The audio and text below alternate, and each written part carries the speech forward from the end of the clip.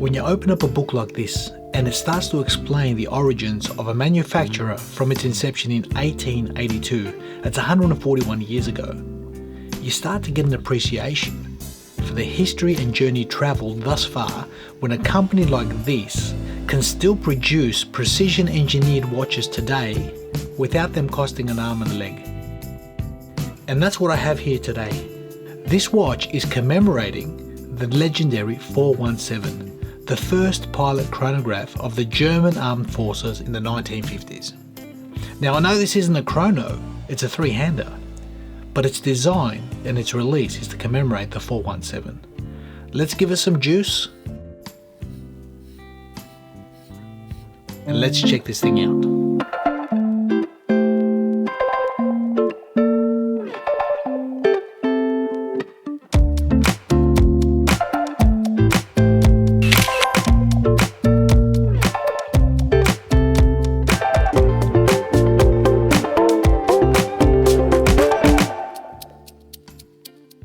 I love Hanhart's work ethic.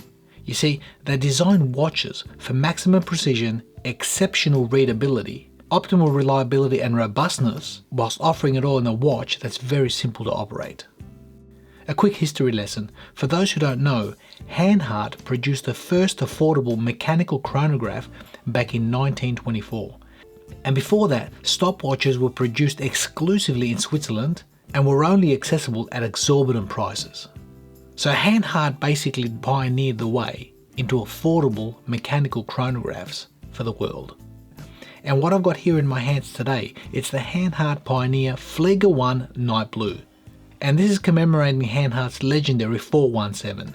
Now for me, Hanhart's always been a very cool brand. Even Mr. Cool himself, Steve McQueen, he wore a Hanhart as his personal watch.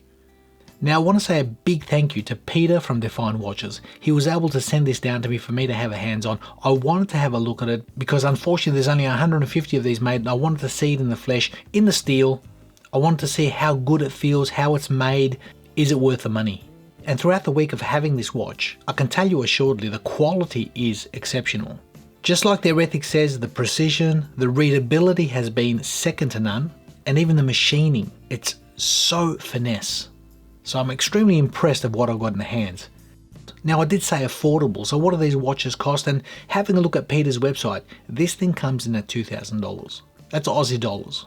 And for a watch with a history like that, I think this is exceptional. I get a lot of watches on this channel from high-end horology, mainstream stuff, even micro brands. And when you get a watch that's absolutely exceptionally finished, beautiful tolerances, it's very hard to express that. It's what I got here. It's very hard to show you guys what I'm feeling in the hand, how everything operates and functions on this watch. It is so nice. There is such a pleasure in that crown. There is such a pleasure in the usability of a watch like this.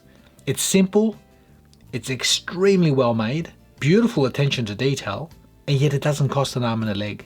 I can show you a lot of watches at $2,000 or even $3,000 Australian dollars that are not as good as this, period. Now I also know that Hanhart released this model in non-commemorative and that's about $1,400 and the main difference is you'll see the logo. This has got the traditional logo. It's got no date. It's hearkening more towards the original 417 like I said. But moving away from that, let's examine the specifications of this watch. I measure a case diameter of exactly 42mm with a lug to lug of 49.6. That case height is exactly 12.1mm with a lug width of 22. Now the crown is a hero of this watch. For a pilot's watch, it's an exceptional 7.8mm. It's a push-pull crown for very simple operation. It's signed and the watch offers 100 meters of water resistance. And the total weight on the supplied strap comes in at exactly 91 grams. Now there's a lot of pilot watches on the market guys, and this thing here, I look down and just like that, you can read the time. It is so clean. It is an exceptionally balanced dial, super legible. In fact, one of the easiest dials to read. That contrast of that deep night blue in conjunction with the white handset and numerals makes this such a pleasure, and the crispness of the printing also adds to its legibility. Now it's not a perfect watch and I will mention some of the negatives of this particular model, but what I'm feeling on the wrist here is such a sublime experience. A very well made German watch, a manufacturer that sets out to produce the things that they say they will, and they accomplish it. and it's not that expensive, and that's what I marvel when you compare something like this to similar models coming out of Switzerland or even Japan. Brilliant. Now the height of that watch, as you can see, 12.1 millimeters, no problems. And it might be sitting a little bit high at the moment, but that's because of that strap. It's a little bit firm. It just requires a little bit of a break-in period. And as you can see, signed Tang buckle at the bottom with Hanhart's original logo, a wonderful historical timepiece, and I think they've executed it really nicely.